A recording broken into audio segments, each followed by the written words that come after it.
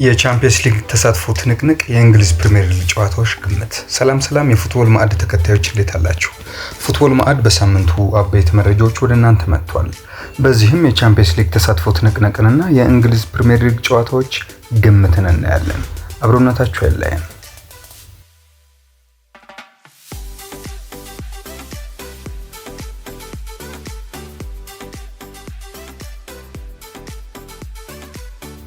የእንግሊዝ ፕሪሚየር ሊግ ሻምፒዮን ታውቋል። ሊቨርፑል ከሊጉ የሚወርዱ 3 ቡድኖችም እንዲሁ ተረጋግጠዋል። ኢፕስዊች፣ ሌስተር እና ሳውዝሃምፕተን ሆነዋል።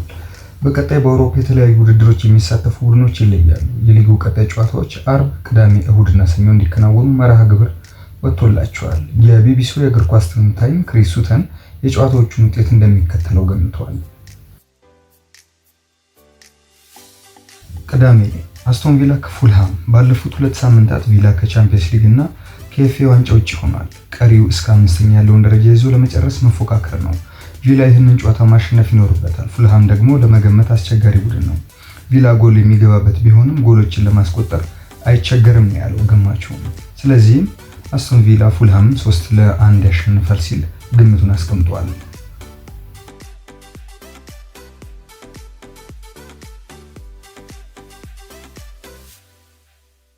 ኤቨርተን ከኢፕስዊች ታውን። ኢፕስዊች መውረዱን ቢያረጋግጥም ሙሉ ለሙሉ እጅ ይሰጣል ማለት ግን አይደለም። በራስ መተማመናቸው ውድድር ዘመኑ እያሽቆለቆለ በመምጣቱ ይህን ጨዋታ ያሸንፉም ያለው ተንታኙ በአርሰናልና በኒውካስል ከባድ ሽንፈት አስተናግዷል። ኤቨርተን ባለፉት 2 ሳምንታት ተዳክሞ ታይቷል። ስለዚህም አሰልጣኝ ዴቪድ ሞይስ ቡድኑን ከተረከቡ በኋላ ከሚጠበቅባቸው በላይ ውጤታማ ሆኗል በማለት ኤቨርተን 2-0 እንደሚያሸንፍ ግምት ሰጥቷል።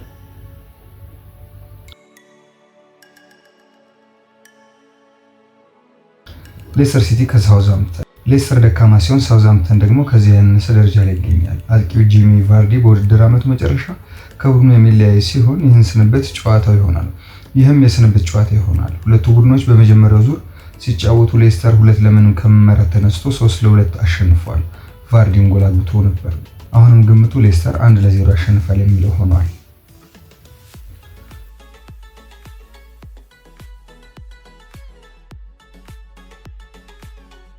አርሰናል ከበርንማውዝ። በርንማውዝ ጠንካራ መሆኑን ማሳያው በመጀመሪያው ዙር አርሰናል ማሸነፉን ነው። ሚኬል አርቴታ ተጫዋቾቹን ካሳረፈ ይበልጥ ይከብዳቸዋል ተብሏል።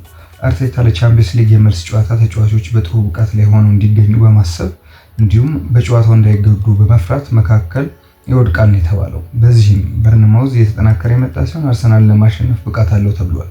ይህ የሚወሰነው በአርሰናል የግምት አሰላለፍ ነው ሲል ተንታኙ አመልክቷል። ጨዋታውንም 1-1 በሚል ግምት አስቀምጧል።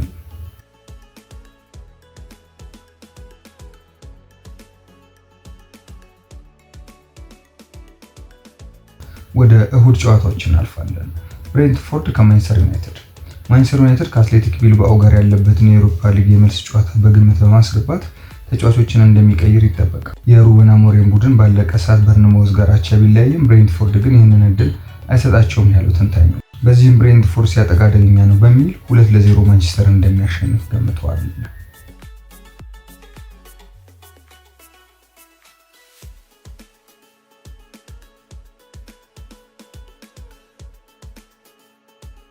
ብራይተን ከኒውካስል። ብራይተን ባለፈው ሳምንት በካርሎስ ባሌቦ ድንቅ ጎል ወደ ማሸነፍ ተመልሷል። ቡድኑ በመጀመሪያው ዙር ኒውካስልን ቢያሸንፍም በወቅቱ ኒውካስል ወደ ጥሩ አቋሙ አልደረሰም ነበር። ኒውካስል ይህንን ጨዋታ አሸንፎ እስከ 5 ያለውን ደረጃ ለመያዝ ይፈልጋል። በዚህም ጨዋታቸው ይወጣል ያለ ሲሆን 2 እኩል እንደሚጨርሱ ገምተዋል።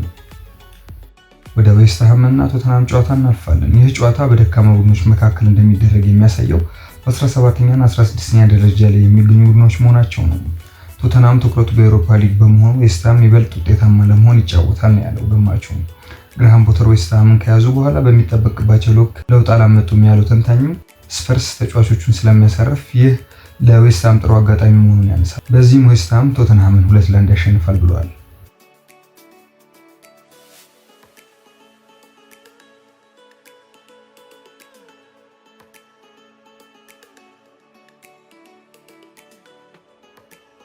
ቼልሲ ከሊቨርፑል።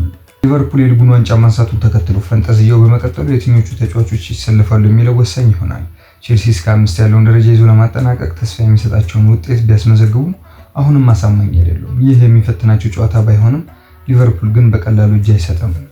በዚህም ሊቨርፑል 2-1 ሊያሸንፍ ይችላል ብለዋል።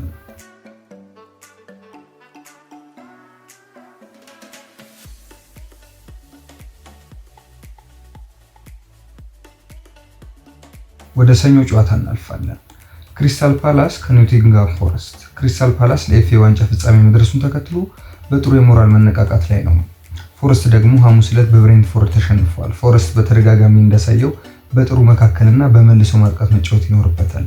በዚህ ጨዋታ ፎረስት ነጥብ የሚጥል ይመስላል ሲል ተንታኙ ያመለከተ ሲሆን ጨዋታው 1-1 እንደሚያልቅ አስቀምጧል።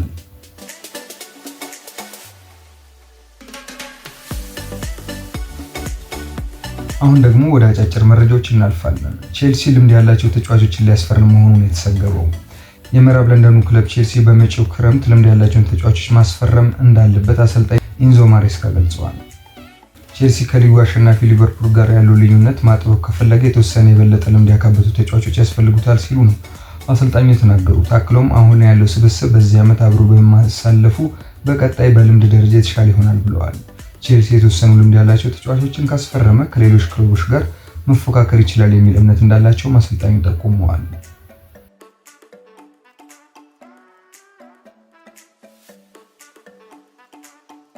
በሌላኛው መረጃችን ደግሞ ካይ ሃቨርትዝ ወደ ሜዳ ሊመለስ እንደሚችል ተሰምቷል። የሰሜን ለንደኑ ክለብ አርሰናል የፊት መስመር ተጫዋች ካይ ሃቨርትዝ ከውድድር ዓመቱ መጠናቀቅ በፊት ወደ ሜዳ ሊመለስ እንደሚችል ተገልጿል። አሰልጣኝ ሚካኤል አርቴታ በሰጡት አስተያየት ካይ ሃቨርትዝ በዚህ ዓመት ወደ ሜዳ የመመለስ እድል አለው ብለዋል። ነገሮች አሁን ባሉበት ሁኔታ የሚቀጥሉ ከሆነ ካይ ሃቨርትዝ ዓመቱ ከመጠናቀቁ በፊት በተወሰኑ ጨዋታዎች ይሳተፋሉ በሚል ነው አርቴታ የተናገሩት።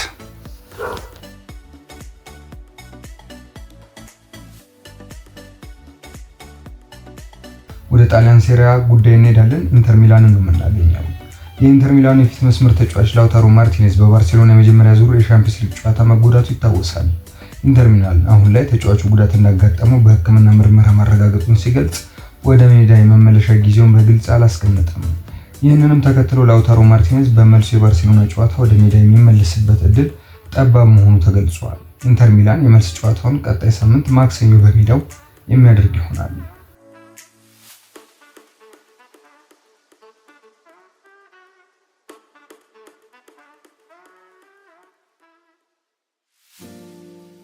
ውድ የእግር ኳስ ተከታዮች ፉትቦል ማዕድ በአጫጭር መረጃዎች ወደ እናንተ የደረሰበት ጥንቅር ይህን ይመስላል። ከሌሎች ዝግጅቶች ጋር አብራችሁ ቆዩ። ሰላም።